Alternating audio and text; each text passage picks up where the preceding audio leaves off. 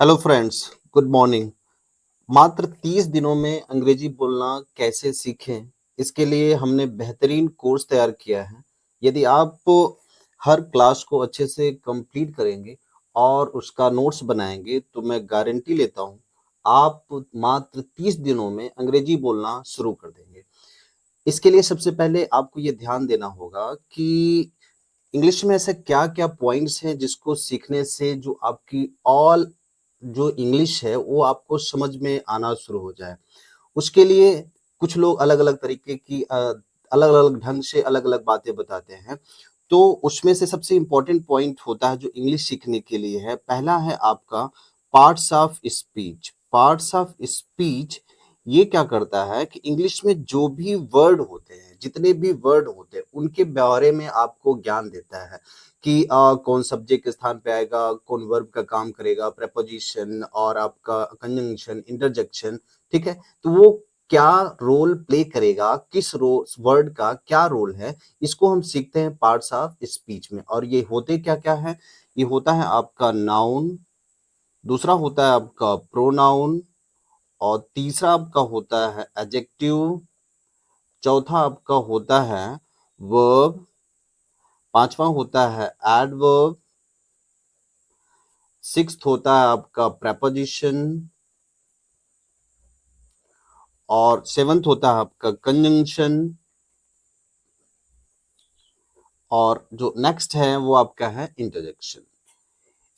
इनको हम लोग आगे बहुत अच्छे से पढ़ेंगे। यहाँ बस हमको ये कवर करना है कि इंग्लिश सीखने के लिए वो कौन-कौन से पॉइंट्स हैं जिनको अगर ध्यान में रखा जाए तो आप इंग्लिश बहुत अच्छे से सीख पाएँगे। तो जिसमें से पहला पॉइंट क्या हो गया आपका पार्ट्स ऑफ स्पीच। इसमें क्या करना होता है? आपको वर्ड के बारे में सीखना होता है, किस वर्ड का क्या रोल है, ठीक ना? दूसरा जो आपका है वो आपका है अ सेंटेंस। दूसरा क्या है आपका? सेंटेंस। अच्छा, सेंटेंस क्या होता है? A meaningful group of words. कहने का मतलब ये होता है कि अर्थपूर्ण शब्दों का समूह। जब आप वर्ड्स सीख जाते हो तो उनका अर्थ मतलब आप जो उस वर्ड्स का कलेक्शन है, ठीक ना? ग्रुप है, वो जो उस सेंस देगा, वो आप कैसे समझेंगे और आपके सामने वाला उसको कैसे समझेगा। मतलब दूसरे की बात को आप कैसे समझेंगे और आपकी बात को दूसरा कैसे समझेगा, इसको हम लोग सीखते हैं सेंटेंस में, ठीक ना?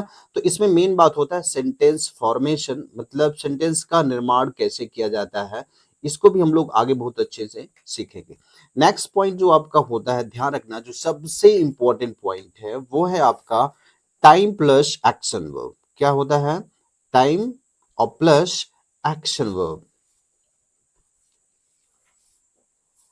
इसको सीखना बहुत ही इम्पोर्टेंट है क्योंकि ये आपको कोई बताएगा नहीं, क्योंकि इसी से, क्योंकि हम जब इंग्लिश सीख रहे थे तो हमको इंग्लिश सीखने में प्रॉब्लम हो रही थी। तो ये जो time plus action verb concept है, ये बहुत ही हेल्प किया हमको इंग्लिश सीखने में। क्यों? क्योंकि जैसे आपका टेंस हो गया, मॉडल हो गया, has to, have to, had to या एक्टिव वॉइस, पैसिव वॉइस जो भी इंग्लिश में है, वो सब के सब ये जो आपका टाइम प्लस एक्शन वर्ब है ये कंप्लीट करके देता है। टाइम क्या शो करता है? स्टेट ऑफ बीइंग, मतलब इसको इंग्लिश में हम लोग कैसे सीखते हैं? जो ऑक्सिलरी वर्ब सीखते हैं उससे हम लोग क्या कहते हैं, ये टाइम को समझते हैं। स्टेट ऑफ बीइंग मतलब होने की अवस्था, मतलब इस ब्रह्मांड में आप कब से हो, ठीक ना? तो वो जो आप बताओगे वो क्या है? आपका टाइम ही है। अगर आपसे पूछा जाए आप कौन हैं, तो आप एग्ज़ैक्टली बताएँगे सर मैं ये हूँ, रमेश, दिनेश ये सब, लेकिन ये बात अलग है। वास्तविक क्या है कि आप जितने साल के हो, वही आपका क्या है? एक्जिस्टेंस है, वही आपका क्या है? टाइम है। तो इसको कौन डिनोट करता है?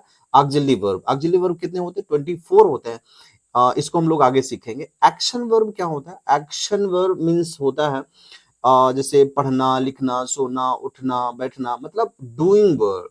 डूइंग वर्ड मतलब जो काम करने वाले शब्द होते हैं, ठीक ना? वो क्या कहलाते हैं? आपके एक्शन वर्ब।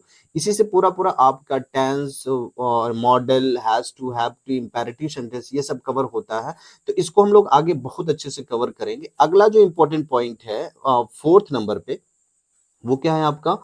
आपको सीखना है सिंगुलर और प्लूरल। इसमें बहुत मिस्टेक होता है बच्चों से, तो आप इसको अच्छे से ध्यान रखेंगे कि सिंगुलर और प्लूरल हम लोगों को सीखना है। अगला जो फिफ्थ पॉइंट है वो आपका क्या है, personal personal and interrogative pronoun, interrogative pronoun. Okay, इसको आप अच्छे से कवर करेंगे, हम कवर करेंगे, क्योंकि हमने कहा कि 30 डेज में हम आपको अच्छे से ऐसा प्लान बनाया है जिससे आप अच्छे से इंग्लिश सीख पाए, आपको कहीं इधर उधर भटकने की जरूरत न पड़े। अब देखो, ये तो हो गया कि 5 पॉइंट्स टू लर्न इंग्लिश। ये ग्रामर में है कि आप क्या कहते हैं कि पार्ट्स ऑफ स्पीच सीखिए, सेंटेंस सीखिए, टाइम प्लस एक्शन वर्ब सीखिए, सिंगुलर और प्लूरल सीखिए, पर्सनल और इंटेरोगेटिव प्रोनाउन सीखिए। देखिए, जब अच्छा, ये हमने पहले एक्सप्लेन क्यों किया, क्योंकि इंग्लिश बोलने के लिए क्या चाहिए होता है, पहले आपको नॉलेज चाहिए, ठीक ना। नॉलेज के बाद आपको क्या चाहिए कि क्या आप दूसरे की बात समझ पाते हैं कि नहीं समझ पाते हैं। यदि आप दूसरे की बात को समझ पाते हैं तो अब आप क्या कहते हैं, इंग्लिश धीरे धीरे बोलना भी शुरू कर देंगे।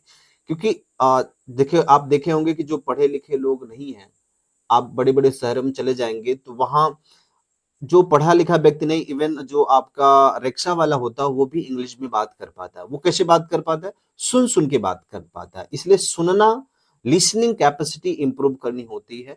उसके लिए हमें, जो हम लोगों का हिंदी बेल्ट है इंडिया में, पहले आपको थोड़ा सा नॉलेज होना चाहिए ग्रामर का और वर्ड्स का। वकैब्स जो होता है वो भी इंपॉर्टेंट है।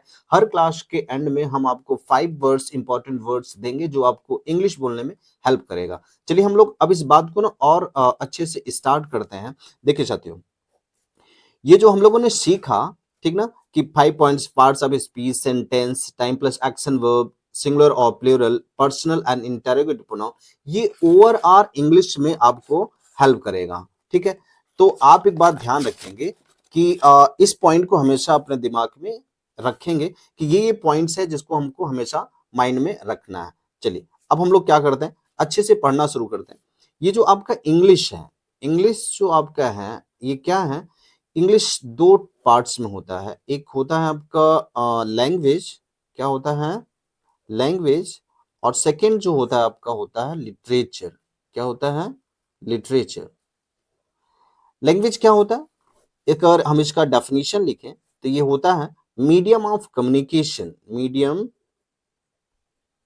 Of communication is called language, is called language.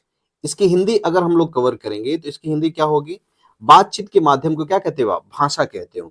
कहने का मतलब ये है, क्या लिखा हमने, medium of communication is called language. बातचीत के माध्यम को क्या कहते हो आप, तो भाषा कहते हो। अच्छा, कभी कभी हम भाषा को भावनाओं से भी जोड़ के रखते हैं। क्यों, जितनी भी प्रकार की भावनाएं हैं उससे संबंधित नए नए वर्ड्स आ जाते हैं, ठीक ना।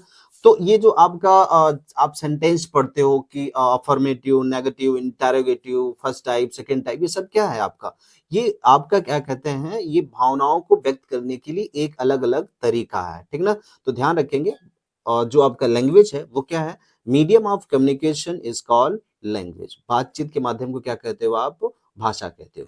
अच्छा, जो लैंग्वेज होता, कोई भी लैंग्वेज होता, उसका, हर लैंग्वेज का, चाहे हिंदी हो, चाहे इंग्लिश हो, चाहे जो लैंग्वेज हो, हर लैंग्वेज का अल्फाबेट होता है। अगर आपको ये बोलना हो कि अल्फाबेट क्या होता है, तो अल्फाबेट हमने देखा है ज्यादातर लोग गलत बताते हैं। अल्फाबेट की स्पेलिंग गलत हो गई है। ये क्या होगा, अल्फाबेट, ALPHABET। ओके, अल्फाबेट क्या होता है, जो आप इंग्लिश में पढ़ते हो, a group of a group of 26 letters, a group of 26 letters is called alphabet। अच्छा, ये जो आपका अल्फाबेट है, अल्फाबेट है जो आपका, क्या क्या होता है आप जानते हो, ABCDEFGHIJKLMNOPQRST U V W X Y and G। इसे आप जेड पढ़ते हो, लेकिन अब मॉडर्न में इसको क्या पढ़ा जाता है? जी। ओके, अब ध्यान रखना, ये तो आपके, हमने क्या कहा, ये 26 लेटर का जो ग्रुप है इसे अल्फाबेट कहते हो आप। अगर आप लेटर की बात करो कि भाई लेटर क्या होता है, लेटर मीन्स अक्षर, ठीक ना। लेटर क्या होता है? every of symbol of क्या? Alphabet is called what? आपका लेटर, ठीक है ना। मीन्स जो आपने अभी अल्फाबेट सीखा है, ये आपका ABCD, इसमें देखो ये एक सिंबल है, ये आपका सिंबल है, ये आपका सिंबल है, ये हर जो सिंबल है इस एक एक को क्या कहेंगे आप? लेटर कहेंगे, ठीक है। क्योंकि अब लेटर से आपका वर्ड बनता है, तो यहां से एक बात और सीखना है कि ये जो अल्फाबेट होता है इसको भी दो पार्ट्स में डिवाइड किया जाता है। जो अल्फाबेट होता है इसको भी आप दो पार्ट में डिवाइड करते हैं। क्या? अल्फाबेट जो होता है, अल्फाबेट जो होता है उसको क्या करते हो आप? दो पार्ट में डिवाइड करते हो। पहला पार्ट क्या होता है? पहला पार्ट होता है वॉवेल। क्या होता है? वॉवेल। अच्छा, एक बात और ध्यान रखेंगे, कौन सा वर्ड हम कैसे बोल रहे हैं ये बहुत मायने रखता है, ठीक ना। क्योंकि जैसे कि आप कोई वर्ड बोलेंगे, जैसे भी ये अभी हम लोग कहते हैं, आप पढ़ते हो जेड, लेकिन मॉडर्न इंग्लिश में क्या पढ़ा जाता है? उसे जी, ठीक ना। तो अच्छा, हमने कौन सा वर्ड कैसे पढ़ा है? जैसे A B C D E F, आप देखो इसको दूसरे ढंग से पढ़ते होंगे, जी एच आई जे। तो जैसे हमने पढ़ा है उसी हिसाब से आपको पढ़ना है। तो आप अच्छे से जानते हैं कि ये जो वॉवेल होता है क्या होता है? ए ई आई ओ और आपका यू। और जो सेकेंड होता है वो क्या होता है? कॉन्सोनेंट। अच्छा, ये कॉन्सोनेंट क्या होता है? कॉन्सोनेंट जो आपका होता है, जैसे ए ई आई ओ यू वॉवेल हो गया, इसको छोड़कर जो भी बचता है वो कॉन्सोनेंट होता है। जैसे आपका B C D E F, जो ई नहीं है, ई नहीं है, ई नहीं, क्योंकि ई तो वॉवेल हो गया, ई नहीं है। एफ जी एच आई नहीं है, तो ऐसे आप चेक करेंगे कि इनको छोड़कर के क्या है? आपके कॉन्सोनेंट है। तो हम लोग आज इसको यहीं तक कवर करेंगे, और इसमें एक बात ध्यान रखेंगे, ये आपकी पहली क्लास है, हम पूरा पूरा कोर्स तैयार किए अच्छे से आपको इंग्लिश सिखाने के लिए। तो एक बात ध्यान रखेंगे कि हम आपको एक होमवर्क देते हैं कि ये वॉवेल एंड कॉन्सोनेंट क्यों सीखा जाता है, आप कमेंट करके हमको बताएंगे। और आपको जो भी इम्प्रूवमेंट चाहिए कि सर आप इस तरह से लिखिए, या ये बात ऐसे बोलिए, या आपको जो जो जरूरत होगी आप मुझे कमेंट करके बताएंगे। हम अपनी तरफ से पूरी हेल्प करेंगे आपको 30 डेज में इंग्लिश सीखने में। ओके, आपका होमवर्क क्या है? होमवर्क है कि वॉवेल एंड कॉन्सोनेंट क्यों सीखा जाता है, इसका क्या उपयोगिता है, इसकी इंपॉर्टेंस क्या है, ठीक ना। आप बहुत दिन से सीख रहे हैं कि ये वॉवेल है, ये कॉन्सोनेंट है, तो हम आपसे जानना चाहेंगे कि ये क्यों सीखा जाता है। Okay, thank you, meet you in next video.